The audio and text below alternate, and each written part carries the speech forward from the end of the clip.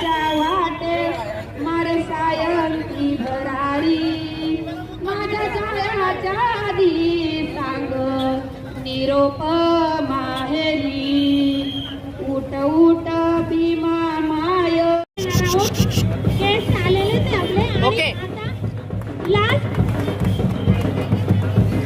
सगळ्यांना उत्सुकता आहे चला ती पैठणी जिंकण्याची सगळ्यांना उत्सुकता आहे ती पैठणी जिंकण्याची आपण उद्घाटन झालं की लगेचच लकी ड्रॉ काढणार आहे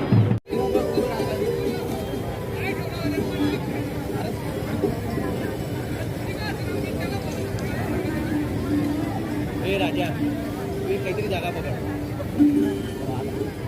एक जागा पकड या 11व्या पर्वाचा उद्घाटन जोरदार टाळ्या वाजून आपण स्वागत करूया. मी मंचावर आमंत्रित करतो गावकर आज या 11व्या पर्वाला या ठिकाणी आलेला आहे.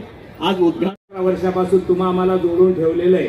आदरणीय दीपक भाऊ परदेशी व विनोदजी ढगे याच्यासाठी जोरात टाळ्या वाजून स्वागत करूया त्यांचं. काय 11 वर्षापासून सतत त्यांनी आपल्याला जोडून ठेवलेलं आहे. आणि भरारी फाउंडेशनचे सर्व सदस्य आणि समोर बसलेले सर्व माता बंधू भगिनी मित्रांनो आणि सर्व ज्यांनी इथे स्टॉलमध्ये भाग घेतलेला आहे सर्व बचत गटाचे आमच्या लाडक्या भगिनी आज या निमित्ताने सर्वांना खूप खूप शुभेच्छा देतो.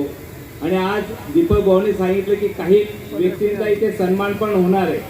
आदरणीय शिक्षणाधिकारी गायकवाड साहेब असतील, आदरणीय युवराज काका असतील.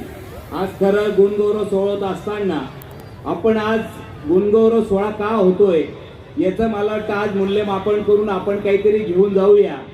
कारण समाजासाठी जो काही करतो त्याचाच इथे गुणगौरव सोहळा होतो. कारण आपला भारताचा इतिहास राहिलेला आहे. जो जो राष्ट्रीय पुरुष समाजासाठी करून गेला तो पूजला गेला. जो स्वतःसाठी जगला तो कधी इतिहासात नावात पण आला नाही. म्हणून आपण एक संदेश घेऊन या की आपल्या राष्ट्रासाठी आपल्या समाजासाठी आपल्या गावासाठी काय करता येईल तो करण्याचा प्रयत्न मला वाटतं आपण सर्वजण घेऊया. आज या बहिणाबाई महोत्सवाच्या निमित्ताने पाहिलं असेल तर 11 वर्षापासून खरं दीपक भाऊची ओळख सन्मानी व्यासपीठाला नम्रपणे सांगेल की सर्वात पहिले जळगावमध्ये दीपक भाऊ परदेशीची ओळख माझ्याशी झाली होती. आणि जळगाव शहरात आल्यावर 15 वर्षापूर्वी असं म्हटलं की काय संकल्पना होती की मला विद्यार्थ्यांसाठी काहीतरी करायचं आहे, मला क्लासेस करायचे, 2-3 कॉम्प्युटर मिळतील का मला. आणि एक 15 वर्षापूर्वी विद्यार्थ्यांसाठी कॉम्प्युटर मागायला आलेला व्यक्ती मला वाटतं आज आपल्या जळगाव शहरात एक बहिणाबाई महोत्सव घेऊ शकतो. हे त्याच्या प्रयत्नाचं यश मला आपल्याला दिसतंय. म्हणून मी त्याला मनपूर्वक धन्यवाद देतो की आज या निमित्ताने आमच्या बऱ्याच सर्व लाडक्या बहिणींना उद्योग मिळवण्यासाठी मला वाटतं त्यांनी प्रयत्न केले. आज या महोत्सवाच्या माध्यमातून कितीतरी आमच्या भगिनींना जे काही त्यांचे प्रॉडक्ट असेल बनवण्याच्या हातकला असतील, मग त्या जेवणाच्या असतील, त्या वेगळ्या वेगळ्या अगरबत्ती असेल, एखादे पापड असतील, एखादी कला असेल, डिझाईन असेल, या सर्वांना मला वाटतं आज एक बाजारपेठ ह्या माध्यमातून मिळू शकते. आणि त्यांचा प्रचार आणि प्रसार मला वाटतं पूर्ण जिल्ह्यामध्ये नाही तर महाराष्ट्रात होऊ शकतो. ही संधी त्यांनी करून दिली.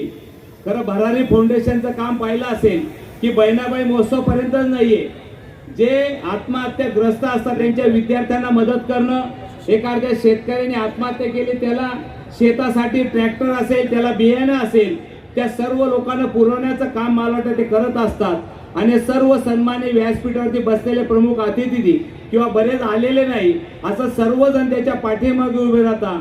जे जे मदत करता त्यांना मी खरं धन्यवाद देईन. कारण तुमचंही योगदान याच्या पाठीमागे खूप मोठं राहिलं. अनिकबाई असतील, रंजिकांत शेठ असतील, सर्वांनीच मला वाटतं मदत केलेली. आमच्या शैलजा ताई असतील, सर्व गट त्यांच्या पाठीमागे महिला उभं करण्याचं काम करत असतात. म्हणून मला वाटतं आपण ज्यांनी इथे मदत केली त्यांचाही मनपूर्वक मी धन्यवाद देतो. आणि आपण सर्व मिळून मला वाटतं या महोत्सवामध्ये ज्यांनी स्टॉल लावले त्यांनी आपण सर्वांनी जळगावकरांना आवाहन करूया की आपण सर्वांनी या बहिणी महोत्सवाला भेट द्या. आणि भेट देत असताना आपली संस्कृती आणि संस्कार काय आहे, कारण आपल्या खानदेशी संस्कृती